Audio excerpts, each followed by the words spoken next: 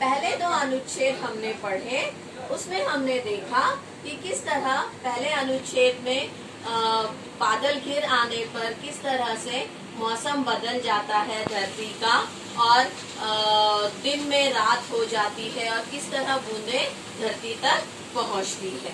दूसरे अनुच्छेद में हमने देखा कि किस तरह प्रकृति में बसे जीव जंतु खुश होकर अपनी खुशी प्रस्तुत करते हैं। अब हम तीसरा अनुच्छेद पढ़ेंगे, जिसमें हम देखेंगे धरती किस तरह खुश होती है। रिमझिम क्या कुछ कहते बूंदों के स्वर, रोम सिहर उठते छूते वे भीतर अंतर।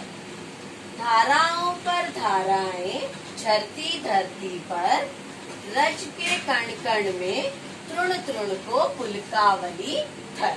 अब जैसे मैंने कहा कि इस अनुच्छेद में हमें पढ़ना है कि धरती किस तरह खुश होती है इस वर्षा से, इस वर्षा की बूंदों से।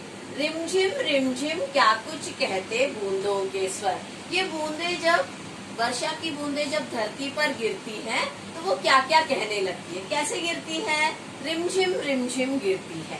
तो रोम सिहर उठते छूते भीतर अंतर। तो ये रोम यानी क्या, जो छोटे छोटे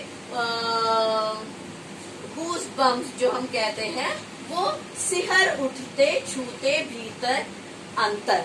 तो क्या होता है, ये जब बूंदे हमारे जैसे हाथों पर गिरती है तो रोम सिहर उठते हैं, गूज बम्स आते हैं। उसी तरह जब धरती पर गिरती है तो धरती का रोम भी सिहर उठता है, खुश हो जाता है। धाराओं पर धाराएं झरती धरती पर। धाराओं पर धाराएं, तो ये क्या है, धारा यानी क्या, बूंदे, बूंदों की लड़ी। एक साथ जब बूंदे नीचे गिरती है उन्हें धाराएं कहते हैं। ये धाराएं, बहुत सारी धाराएं धरती पर गिर रही है, जिससे वो बहुत खुश हो रही है। रज के कण कण में तृण तृण को पुलकावली धर। तो क्या हो रहा है, रज, यहाँ पे हमें इस शब्द का अर्थ मालूम होना चाहिए। रज यानी क्या, मिट्टी, मिट्टी का पर्यायवाची शब्द है रज। रज के कण कण में, मिट्टी का हर एक कण वो भीग जाता है इन वर्षा की बूंदों से, और तृण तृण पुलकित हो जाता है। तृण यानी क्या, तृण यानी क्या, तृण किसका पर्यायवाची है, घास का पर्यायवाची है। तो ये तृण जो है वो पुलकित हो जाता है, यानी धरती का हर एक कण पुलकित होता है, और धरती पर उगने वाला तृण जो घास है वो भी बहुत खुश हो जाती है। इस तरह धरती किस तरह खुश होती है इस अनुच्छेद में हमने देखा। अब चौथा अनुच्छेद, जो कि अंतिम अनुच्छेद है, वो हम देखेंगे। इसमें एक मनुष्य या फिर कवि अपने विचार प्रस्तुत कर रहा है। कवि को किस तरह महसूस होता है जब बारिश होती है।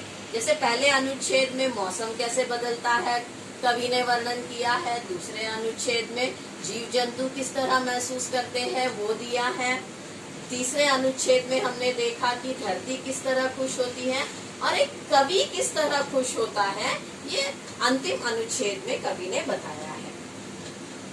पकड़वारी की धार झूलता है मेरा मन, आओ रे सब मुझे घेर कर गाओ सावन।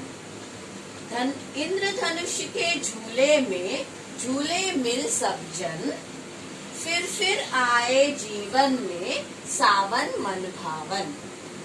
बहुत ही सुंदर तरीके से उन्होंने बताया है कि वो कैसे महसूस करते हैं जब बारिश होती है। पकड़ वारी की धार, तो वारी किसका पर्यायवाची है, पानी का पर्यायवाची है।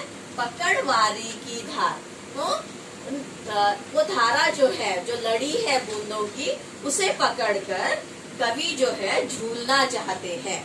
मेरा मन उस वारी की धार को पकड़कर झूलना चाहता है।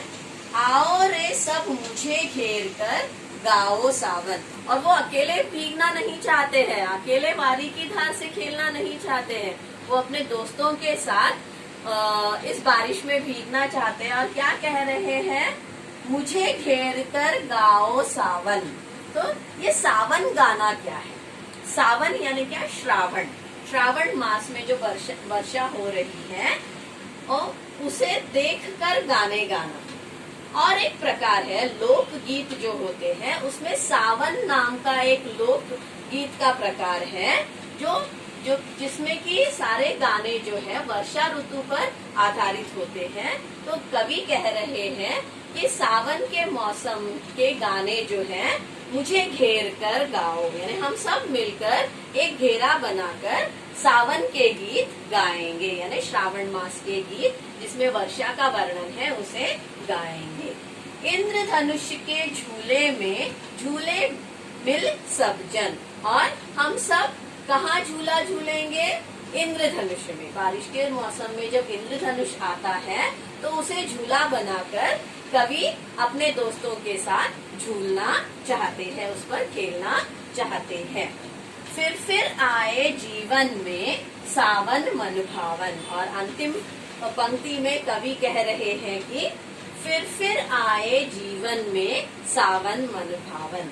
और ऐसा मन भावन का अर्थ है मन को मोह लेने वाला, मन को खुश करने वाला ऐसा सावन हमारे जीवन में फिर आए, यानी बार बार आए।